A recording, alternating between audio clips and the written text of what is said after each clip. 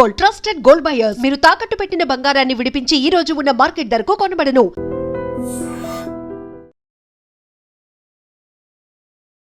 నమస్తే రమగారు. నమస్తే జయ. రమగారు, మనం వరప్రసాదుల సిరీస్లో ఉన్నామండి. సో 5 కూడా ఒక గ్రామానికి వచ్చారు.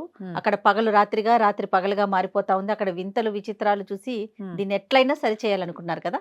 తర్వాత ఏం జరిగింది? సరే, వస్త్రాలు నేస్తామని రాజుగారిని ఒప్పించారు. రాజుగారికి ఏం చెప్పారంటే, మా వస్త్రాలు ఎలాంటి మహిమాన్వితమైనవంటే వ్యభిచార దోషంతో పుట్టిన వాళ్ళకి కనపడవి ఇవి, మిగిలిన వాళ్ళందరూ వీటిని చూడగలరు. ఓకే. అంటే వ్యభిచార దోషంతో తల్లి క్యారెక్టర్ సరైంది కాని వాళ్ళకి కనపడవు, మిగిలిన వాళ్ళు వీటిని చూడగలుగుతారు, ఎందుకంటే ఇవి చాలా మహిమగలవి అనగానే రాజు ఒప్పుకున్నాడు. అంత అద్భుతమైనవి మనం చేయాల్సిందే కదా. కానీనుడు ఒప్పుకున్నాడు. సరేనన్నాడు. మీకు కావాల్సిన డబ్బులు ఇస్తామన్నారు. ఒక పెద్ద బిల్డింగ్ ఇచ్చారు, బోళ్ళంత డబ్బు ఇచ్చారు. హాయిగా వీళ్ళు కొన్ని రోజులు ప్రయాణం చేసి ఇక్కడికి వచ్చారు. ఒక నెలన్నర పాటు విందులు వినోదాలు బ్రహ్మాండంగా ఆ ఊళ్ళో ఉన్న రకరకాల అన్ని ప్లేసులు చూశారు. 5 ఉన్నారు కాబట్టి హాయిగా ఆడుకున్నారు, పాడుకున్నారు. పని వాళ్ళని పెట్టుకుని వాళ్ళు ఏం చేస్తున్నారో ఎవరికీ తెలీదు.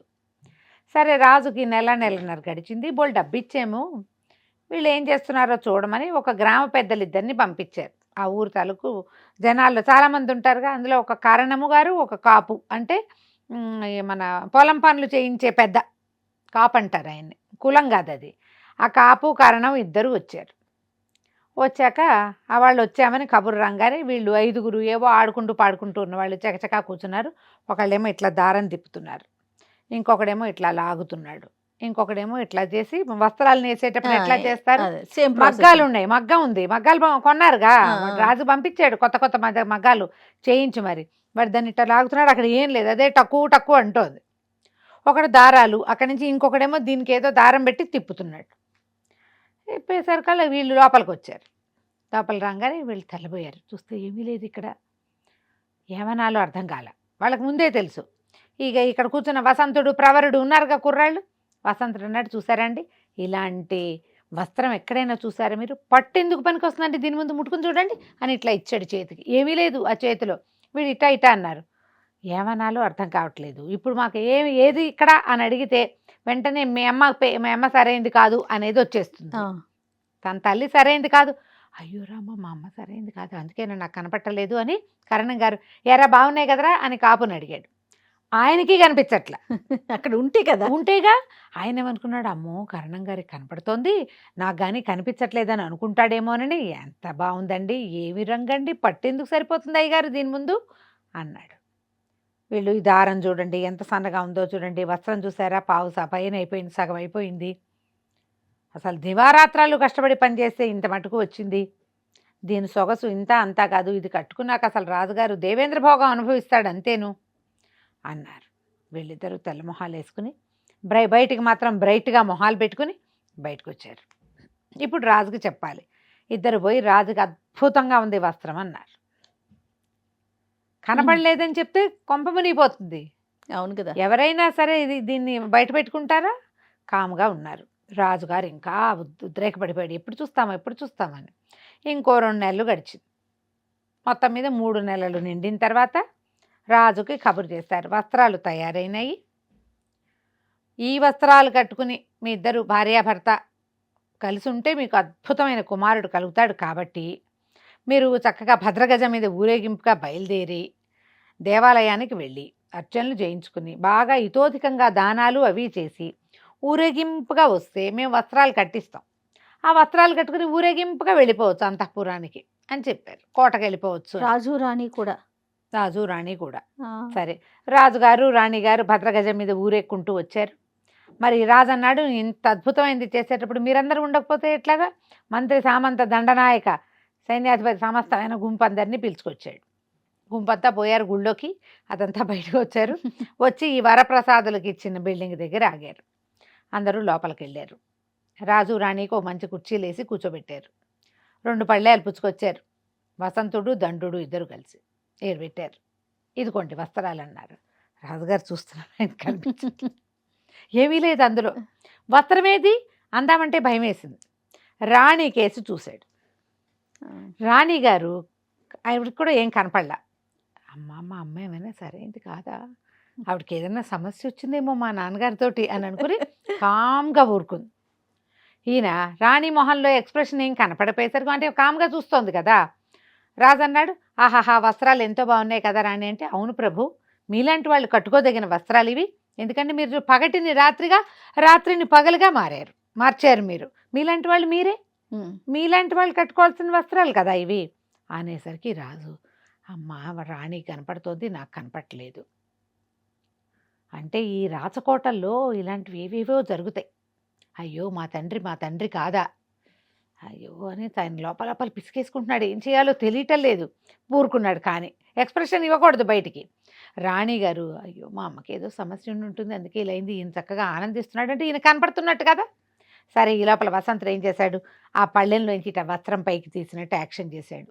తర్వాత దాన్ని ఇట్ట తీసాడు, దులిపాడు, కుర్చీలు పెట్టి రాజుగారికి పంచగట్టించడానికి సిద్ధపడ్డాడు. మీ వస్త్రాలు తీస్తే ఇవి నేను కడతానన్నాడు. రాజుగారు చక్కగా పైన వస్త్రం కూడా తీసి పక్కన పెట్టి పంచగట్టుకోవాలంటే ఏముంది, నుంచోవాలి. సరే, వస్త్రం కట్టుకున్నారు. ఆయన అదృష్టం బాగుండి లో వస్త్రం మాత్రం ఉన్నది. అయిందా, వస్త్రం కట్టారు. ఈ లోపల దాసి ఒక ఆవిడ వచ్చింది. ఈ దాసికి ముందే ఏర్పాటు చేసి పెట్టుకున్నారు రాణిగారి వస్త్రం కట్టించడానికి. ఈ రెండో పళ్ళెం మోసుకెళ్ళింది. రాణిగారిని లోపల తీసుకెళ్ళింది అభ్యంతర మందిరంలోకి. ఆవిడ కూడా చక్కగా వస్త్రాలు ఊడదీసి చీర కట్టింది, నటించింది. అక్కడి నుంచి స్తనవల్కలం, దానికి ఏమిటంటే వీళ్ళ వెనక్కి కట్టడానికి బ్లౌజ్ కాకుండా, అప్పట్లో బ్లౌజులు ఉండేవి కాదు కదా, సింగిల్ క్లాత్లే. వస్త్రం అది కట్టింది, ఇది వేసింది. రాజు రాణి ఒకళ్ళనొకళ్ళు చూసుకున్నారు, పైవేసింది. అసలు ఒంటి మీద నాకు కనపట్టలేదే మన కర్మ అనుకుని ఇద్దరు యువతలకు వచ్చారు. శబాష్ అనుకుంటారు, భలే ఉండే. అక్కడి నుంచి ఏనుగెక్కారు. మావటిపాడి కళ్ళు మూసుకున్నాడు. వాడికి ఏం చేయాలో తెలియదు. చుట్టూతా ఉన్న ప్రజలందరూ బీసుకుపోయి నుంచున్నారు. ప్రతివాడికి నాకు ఏంటి లేవు అన్నా, నాకు కనపడలేదు అన్నా మీ అమ్మ అని వచ్చేస్తుంది. మాతృదేవత మీద అంత మాట నరమానవుడైనా పడగలరా? అసలు ఆడైనా మొగైనాను. అందరు బిక్క చచ్చిపోయి నుంచుని ఉన్నారు.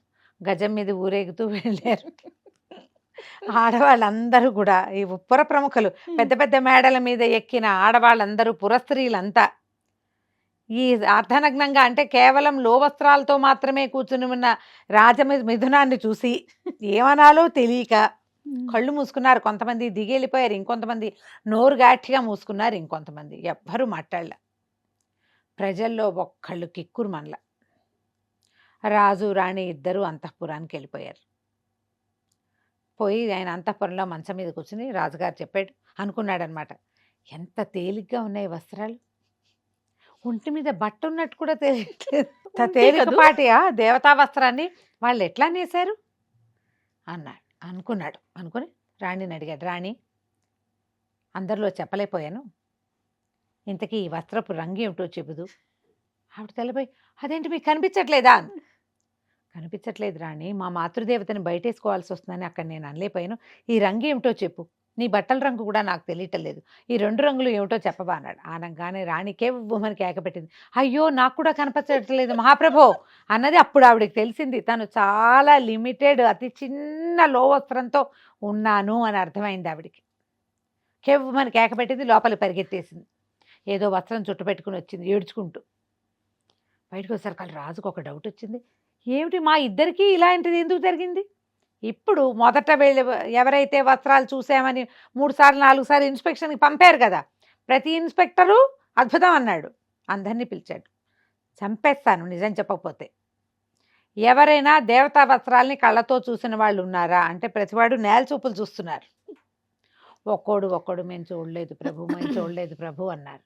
8 మంది మేము చూడలేదు అనగానే ఒకళ్ళనొకళ్ళు చూసుకుంటే ముందు మీ అమ్మ అంటే మా అమ్మ అని అనుకోవడం కాదు. ఏమిటిది, ఎవరికీ కనపడకుండా ఉంటుందా?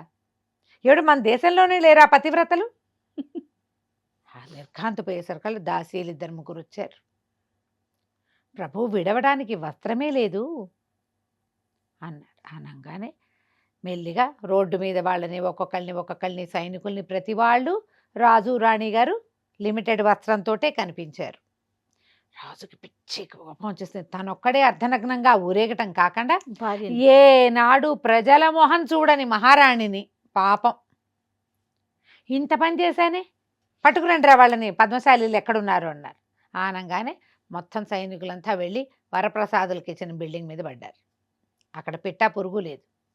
వీళ్ళు పెట్టిన బోల్డ్ అంత డబ్బు గిబ్బు ఇచ్చారుగా, అన్ని సంచులతో సహా వెళ్ళిపోయినాయి. వీళ్ళు ఇచ్చినటువంటి మగ్గాలు మాత్రం ఉన్నాయి. అక్కడ ఒక ఉత్తరం రాయబడి ఉంది రాజుగారి పేరు మీద. పరిగెత్తుకుంటూ సైనికులు పట్టుకొచ్చి రాజుగారికి ఇచ్చారు. సరే, అందులో ఉత్తరంలో ఏముంది, నువ్వు అంటే అకార్యకారణకుడివి, నువ్వు ఏది చేయకూడదో ఆ పని చేసే రాజుకి, రాజు అయినటువంటి కానీనుడికి ఇంద్రుని దేవతలు రాస్తున్నటువంటి, దూతలు రాస్తున్నటువంటి ఉత్తరం ఇది. నువ్వు పగటిని రాత్రిని, రాత్రిని పగటిని చేసావు. బుద్ధిమంతుడైన సుబుద్ధిని తీసేసి తెలివి తక్కువవాడు, అకార్యకారణం చేసేవాడు, అంటే ఏది చేయకూడదో అకార్యకారణం చేసేటువంటి కుబుద్ధిని మంత్రిగా పెట్టుకుని పగటిని రాత్రిని చేసే ప్రయత్నం చేసావు నువ్వు. నీకు శాస్తి చేయటానికి, బుద్ధి చెప్పడానికే ఇంద్రుడి పనుపున మేము వచ్చిన దేవదూతలం. నువ్వు మళ్ళీ ఈ పద్ధతి మార్చుకో, లేకపోతే నీకు శాస్తి చేయబడుతుంది, ఇది చాలదు నీకు అని రాశారు. ఈయన నిర్ఘాంతిపోయాడు. ఇంద్రుడి దేవతలు అంతే అయి ఉంటుంది, దేవతావస్త్రాలు అని చెప్పారుగా, వాడు ఎంత మూర్ఖుడో చూడు, ఇది మనుషుల పని అని అనుకోలే. ఇప్పటికీ కూడా అనుకోకుండా అమ్మ ఇంద్రుడితోటి మనకు వైరం ఎందుకని కుబుద్ధిని ఊళ్ళో నుంచి బయటికి పంపించేసి సుబుద్ధి ఎక్కడన్నాడో వెతకండి రా అని ఆ రెండో పేద మంత్రి గారిని పిలిపించుకుని ఆయన చెప్పిన ప్రకారంగా రాజ్యాన్ని మళ్ళీ రాత్రి పగలుగా మామూలుగా మార్చుకుని జాగ్రత్తగా ప్రజారంజకంగా రాజ్యం చేశాడు. ఈ దేవతా వస్త్రాల కథ మనం ఎన్ని చోట్ల ఎన్ని విధాలుగా వింటాము. అవును, రోడ్డు మీద ఉన్న పిల్లాడే ఒకటి చెప్పేశాడని ఒక కథ ఒకటి వింటాం. ఇది మనకి పాతకాలపు కథలు ఈ కథ చెప్తారు, రాజే స్వయంగా తెలుసుకున్నాడు అని. సరే, ఇలా వెళ్ళిపోయారు వీళ్ళు వరప్రసాదులు. ఇక్కడి నుంచి బయటికి వెళ్ళిపోయాక ఉత్తర దిక్కుగా బయలుదేరి వెళ్ళారు. వెళ్ళేసరికల్లా వాళ్ళకి ఎంత పెద్దదోగా ఉన్నటువంటి ఒక మర్రి చెట్టు కనపడింది. అది విచిత్రంగా 5 పక్కలకి శాఖలు, 4 పక్కలకి శాఖలు విస్తరించి ఉంది, 4 దిక్కులకి 4. సరే, ఆ చెట్టు కింద కూర్చుంటే కాదు, ఇట్లా దారిలాగా వైపులాగా వెళ్తున్నాయి ఏమిటి ఈ శాఖలు, ఈ చెట్టు అని బాగా ఆలోచించి ఆ పూట అక్కడ విశ్రాంతి తీసుకున్నారు. ఏదో తిన్నారు, ఖాళీగా ఉన్న తర్వాత ఏమనుకున్నారు, ఈ చెట్టు పట్టుకుని వెళ్తే అక్కడ ఏం కనపడుతుందో చూద్దాం అనుకున్నారు. గుర్రాలు ఉన్నాయి వీళ్ళ దగ్గర. సరే, ఏమన్నారు, ఈ గుర్రాలను ఇక్కడ వదిలిపెడదాం, దండుడు ఇక్కడ కాపలా ఉంటాడు, మనం నలుగురం 4 పక్కలకి వెళ్దాం అని చెప్పి వసంతుడు, ప్రవరుడు, వారాగద, రాముడు, వీళ్ళు ఎవరిది సాంబుడు, నలుగురు 4 పక్కలకి వెళ్ళిపోయారు. ఒకడిని ఇక్కడ ఉంచారు, వాడు ఆ గుర్రాలు పెట్టుకుని అక్కడ ఉన్నాడు. ఇదని చివరి దాకా వెళ్ళి అక్కడ ఏమున్నాయో వింతలు విడ్డూరాలు విశేషాలు ఏమేమి ఉన్నాయో చూసి వెనక్కి వచ్చి మళ్ళీ చెప్పుకోవాలి. అదే ప్లేస్కి రావాలి, మళ్ళీ ఆమె మర్రి చెట్టు కొమ్మ పట్టుకుని వెనక్కి వచ్చేలాగా అని చెప్పి మాట్లాడుకున్నారు. అందరూ తలా ఒక దిక్కు వెళ్ళిపోయారు. రాజుగారి కుమారుడైన వసంతుడు వెళ్ళింది ఒక దిక్కు, ఒకవైపుకు వెళ్ళాడు. వెళ్ళగా వెళ్ళగా వెళ్ళగా క్రమంగా ఏమైంది, ఆ చెట్టు మీద నుంచి చెట్టు మీదకి ఎక్కి కొమ్మ మీద నడుచుకుంటూ పోయారనమాట. అసలు దారి కూడా చిన్నదైపోయింది, అతి సన్నగా ఉంది, పాక్కుంటూ కూడా వెళ్లాల్సి వస్తుంది. ఆ చెట్టు కొమ్మ చివరి దాకా వెళ్ళి ఆ కొమ్మ దిగాడు అతను. దిగితే అక్కడ పెట్ట పురుగు మనిషి ఎవ్వరూ లేరు, ఏమీ లేదు అక్కడ. కానీ ఒక పెద్ద భవనం ఉంది, ఎంత పెద్దదో. తర్వాత సముద్ర తీరము కనపడుతుంది, బీచ్లో ఉందన్నమాట. ఓహో, ఇక ఇతను ఏం చేశాడు, మెల్లిగా దిగి ఆ బీచ్ వెంబడి నడుచుకుంటూ దూరంగా కనపడుతున్నటువంటి ఆ భవనం వైపుకి వెళ్ళాడు. వెళ్తే నడవగా బిల్డింగ్లో కూడా ఎక్కడ మనిషి పొలకువ లేదు. అతను తలుపు తోసుకుని లోపలికి వెళ్ళాడు. వెళ్తే లోపల భవనం లోపలికి వెళ్ళిపోయి హాల్ లోపల అవన్నీ దాటి వెళ్ళాక ఒక పెద్ద కిటికీ, అక్కడ ఒక హంసతూలికా తల్పం లాంటి ఒక తల్పం, ఒక ఉయ్యాల, బంగారు ఉయ్యాల, అవి కనపడ్డాయి. అందులో ఒక అందమైన అమ్మాయి కనిపించింది. ఆ అమ్మాయి ఆశ్చర్యపోయింది. అది రెండో మనిషిని చూశారు కదా ఆ పిల్ల, ఒక్కతే ఉంటుంది ఎప్పటి నుంచో. ఆ అమ్మాయి ఆశ్చర్యపోయి నువ్వెవరు ఏమిటి అని కనుక్కుంది. ఆ అమ్మాయి పేరు కళావతి. ఆ అమ్మాయి ఏం చెప్పిందంటే, ఇక్కడ ఎవరు ఉండరు, నేను ఒక్కదాన్నే ఉంటాను, ఇది ఒక రాక్షసిది ఈ భవనం. ఈవిడ అవంతి దేశం మీద పడి అందరినీ విరుచుకు తిని మా అమ్మని నాన్నని చంపేసింది. అవంతి రాజకుమార్తెని నేను. అక్కడి నుంచి వాళ్ళని చంపేశాక చంటిపిల్లని, నన్ను 2 ఏళ్ళు కూడా లేవు నాకు, బంగారు తూగుటుయాలతో సహా తీసుకొచ్చేసింది. నన్ను ముద్దుగా ఇక్కడ నుంచి పెంచుకుంటోంది. ఎప్పటికప్పుడు బయటికి వెళ్ళిపోయి మళ్ళీ వస్తూ ఉంటుంది. ఒక మాంత్రికురాలు, రాక్షసి లేదా అది ఊరి మీదకి వెళ్ళి వింతలు విడ్డూరాలు విశేషాలు అన్నీ ఏమైనా వస్తువులు ఉంటే పట్టుకొస్తుంది ఇక్కడికి నేను ఆడుకోవడానికి. నన్ను చక్కగా చూసుకుంటుంది. నన్ను మాత్రం బాగా ముద్దుగా ప్రేమగా చూసింది. మంచి మంచి బట్టలు తెస్తుంది, నగలు తెస్తుంది, బోల్డ్ వస్తువులు తెస్తుంది, ఆడుకునే వస్తువులు కూడా పట్టుకొస్తుంది, మంచి ఆహార పదార్థాలు వస్తాయి. వచ్చి నన్ను చూసి రాత్రి పడుకుని మళ్ళీ లేచి వెళ్ళిపోతుంది. నేను ఇక్కడ ఒక్కదాన్నే ఉంటానంది. అనేసరికి వీడికి మంచి సరదా వచ్చింది. ఈ అబ్బాయికి 20 ఏళ్ళు దాటినవాడు, ఆ పిల్లకు ఒక 16 ఏళ్ళు ఉంటాయి. ఆ పిల్లతో కాస్త చేతులు పుచ్చుకుని ఆడాడు. అటు ఇటు కిందకి పైకి వెళ్ళారు. దానికి కూడా రెండో మనిషి వచ్చేసరికల్లా వింతలు విడ్డూరాలు విశేషాలు, తాము ఎట్లా బయలుదేరారు, ఈ రాజును ఎట్లా మోసం చేశారు, ఈ కథలన్నీ చెప్పాడు. ఇద్దరు కలిసి విహరించడం మొదలుపెట్టారు. ఏవో బోడు పదార్థాలున్నాయి తిన్నారు, పళ్ళున్నాయి కోసుకుని తిన్నారు, హాయిగా సుఖంగా ఉన్నారు. గాంధర్వ విధిని వివాహం చేసుకున్నాడు ఆ పిల్లని. కొద్ది రోజులు గడిచేసరికల్లా మా అమ్మ వస్తుంది, నిన్ను ఉడుముగా చేసి ఇక్కడ దాచిపెడతా, నువ్వు గోడను పట్టుకుని ఉండు, మా అమ్మ వెళ్ళేదాకా నువ్వు కనపడద్దు అని చెప్పింది. ఈ కుర్రాన్ని అది రాక్షసి నేర్పిన మాయలు చిన్న చిన్న మంత్రాలతోటి వసంతుణ్ణి ఉడుముగా చేసి గోడ మూలన తగిలించేసింది. గోడలు పట్టుకుని ఉంటాయి ఉడుములు. రాక్షసి వచ్చింది. వచ్చాక ఏమిటే నరవాసన వస్తుంది అంటే, నేను మనిషినేగా, నా వాసనే వస్తుంది, కాదంటే నన్నే చంపు తినేసేయి అని పోటాడింది కళావతి. రాక్షసి అయ్యో అయ్యో అది ఎందుకు చేస్తానే అమ్మా, నువ్వంటే ఎంతో ముద్దు ప్రేమ నాకు, నేను అట్లాంటివేం చేయను, సరే పద అన్నం తిందామని ఇద్దరు కలిసి అన్నాలు తిన్నారు. తర్వాత ఏమో ఆ రాక్షసి కొత్తగా తెచ్చిన వస్తువులన్నీ బంగారు వస్తువులు అవి ఇవి చూపించింది. పడుకొని నిద్రపోయింది. తెల్లవారాక వెళ్ళొస్తా మళ్ళీ వస్తానని వారం వారం వస్తుందన్నమాట. వెళ్ళిపోయింది. వెళ్ళిపోగానే ఈ పిల్ల ఏం చేసింది, ఆ ఉడుముగా మారిన వసంతుణ్ణి మళ్ళీ మనిషిగా మార్చేసింది. వారం రోజులు కులాసాగా విహరించారు. తల్లి వస్తోంది అనగానే తెలిసిపోతుంది దానికి. కుర్రాన్ని ఉడుముగా మార్చేస్తుంది. కొన్ని వారాలు గడిచిపోయినాయి. ఇద్దరు కులాసాగా వండుకుని తింటున్నారు, పరుగులు పెడుతూ ఆడుకుంటున్నారు, సముద్ర తీరంలో ఆడుతున్నారు, నీళ్లలో. కొత్తలో ఏముంది, కొత్తగా పెళ్ళిళ్ళైన వాళ్ళకి చాలా సరదా ఉంటుంది, మొదట్లో అంత బోర్ కొట్టదు. ఈ మాట్లాడుకోగా వసంతుడు అన్నాడు, ఈ దిక్కుమాలిన గోలేమిటి, నువ్వు ఒక్కదానివే పడి ఉండటం ఏమిటి, రాజకుమార్తెవి, పోనీక రాజకుమార్తె కాకపోయినా మనుషులు సహాయం కావాలి కదా, అన్ని పనులు నువ్వే చేసుకుంటూ ఎవ్వరూ లేకుండా రెండో మనిషి కనపడకుండా ఎందుకు ఉండాలి, నాతో వచ్చేద్దు కానీ మన వెళ్ళిపోయి మన స్నేహితులను కలుసుకుని మా ఊరు వెళ్ళిపోదాం. అవంతి దేశంలో ఎవరు మీ వాళ్ళు లేరు, కానీ మా దేశం నిండా మనుషులు ఉన్నారు కదా అంటే ఈవిడ పోనివ్వదు. ఎట్లా అంటే ఈ రాక్షసుని చంపేద్దాం, అదేం పెంచింది కానీ నీ తల్లి కాదు, అది మనిషే కాదు, ఎన్నాళ్ళు ఇలా ఉంటావు అని బాగా ప్రోద్బలం చేశాడు. ఆ రాక్షసి ఎట్లా చచ్చిపోతుందో తెలియదు, దాన్ని ఏం చేస్తే ఏమవుతుందో తెలియదు. ఇప్పుడు రాక్షసి ఎలా చనిపోతుందో కనుక్కోవాలని భావించారు. ఎలా రాక్షసిని చంపారు, వీళ్ళిద్దరూ వెనక్కి వెళ్ళారా, తర్వాయి భాగంలో తెలుసుకుందాం. తప్పకుండా రమ్మగారు. నమస్తే. నమస్తే జయ. And for more videos, Please subscribe to iDream. Please subscribe to iDream. Please subscribe iDream. And please subscribe to iDream. For more videos, subscribe to iDream. please like, share and subscribe to the channel. Congratulations, iDream. Subscribe to iDream. Subscribe to iDream. So subscribe to iDream Media. iDream ki iDream team andarki huge congratulations. Please subscribe iDream Media. Please subscribe to iDream. Subscribe iDream. Please subscribe to iDream. iDream అంటే నా కళల ఛానల్ను subscribe చేసుకున్న నోరు తిరుగుతలేదు, మీరైతే గంట గుర్తు కొట్టండి. For more such videos, please subscribe to iDream. Subscribe to iDream. Please subscribe to iDream. Please subscribe iDream Media. Please do subscribe to iDream. Please subscribe to iDream Media. For best entertainment and information, please subscribe iDream. And don't forget to subscribe to iDream.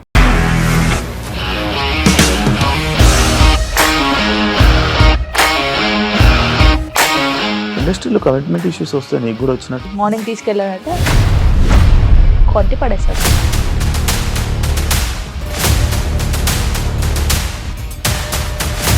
ఒక్కళ్ళు కూడా చూడలేదు ఈ cinema అని చెప్పడానికి కూడా చాలా ధైర్యం కావాలి. అది నిజం కదా, దాంట్లో ధైర్యం ఏంటి? ఇది నెక్స్ట్ డే ప్లేట్ మార్చేస్తే తప్పు కదా. As of now, we are comfortable this అని నేను అనుకుంటున్నాను. రష్మిక గారిది మీది ఒకే ఊరంట కదా. నీకు కోపం వచ్చిందంటే బాగా తిట్టేత్తరా? తిట్టేద్దామండి. నిజంగా గేమ్ ని ఎలా చేంజ్ చేయగలిగారు? ఏపీఎస్ఎఫ్సి వాళ్ళకి 6 నెలల్లో నేను 6 లక్షలు కట్టా. బిజినెస్ చేయాలనుకుంటే it is as difficult as riding a tiger.